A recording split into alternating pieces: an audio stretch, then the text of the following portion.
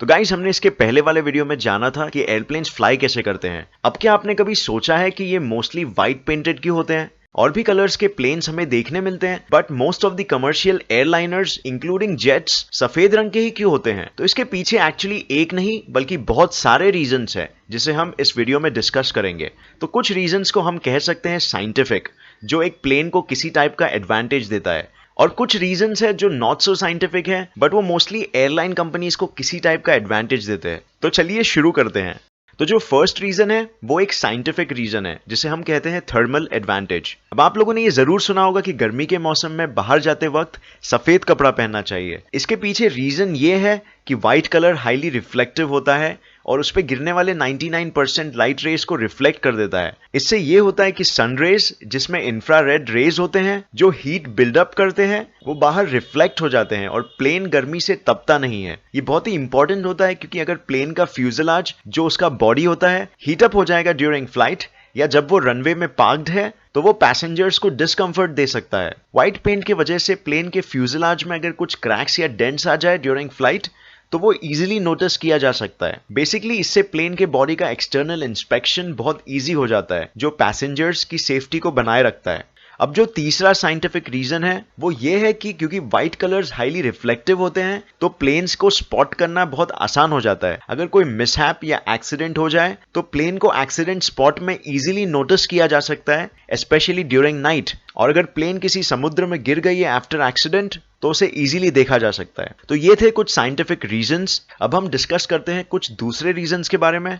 ये रीजंस को हम बोल सकते हैं इकोनॉमिकल रीजंस, क्योंकि इससे एयरलाइन कंपनीज के खर्चे कम होते हैं और उनको फायदा होता है। पहला इकोनॉमिकल रीजन सिंपली ये है कि पेंटिंग एक्सपेंसिव होता है। एक एयरप्लेन को पेंट करने के लिए बहुत इन्वेस्टमेंट्स करने पड़ते हैं in terms of money, man power and time. और जैसे हम जानते हैं ये इन्वेस्टमेंट्स डायरेक्टली कोई फायदा नहीं देने वाला है, बल्कि एक तरीके से काउंटर इंटुइटिव हो सकता है इन मोस्ट केसेस। और इसके अलावा एक प्लेन को पेंट करने के बाद उसका वेट भी बढ़ता है, क्योंकि उसमें पेंट का भी वेट ऐड हो जाता है। इसके वजह से प्लेन्स के इंजन्स को लिफ्ट फोर्स क्रिएट करने में ज्यादा फ्यूल लगेगा। सेकेंड इकोनॉमिकल रीजन ये है कि व्हाइट एयरप्लेन्स का रीसेल वैल्यू भी कलर्ड एयरप्लेन्स से ज्यादा होता है। जैसे हमने ऊपर डिस्कस किया था कि कैसे कुछ साइंटिफिक रीजंस की वजह से व्हाइट पेंट प्रेफर्ड है, तो रीसेल के वक्त अगर कोई कंपनी कलर्ड प्लेन्स खरीदेगी तो उन्हें वापस से उसको व्हाइट कलर पेंट करना पड़ेगा because of all the scientific reasons. तो इसका मतलब वो कंपनी को कुछ एडिशनल इन्वेस्टमेंट्स करने पड़ेंगे जिसके रीइंबर्समेंट्स वो सेलर से ही एक्सपेक्ट करेगा बाय पेइंग देम लेस।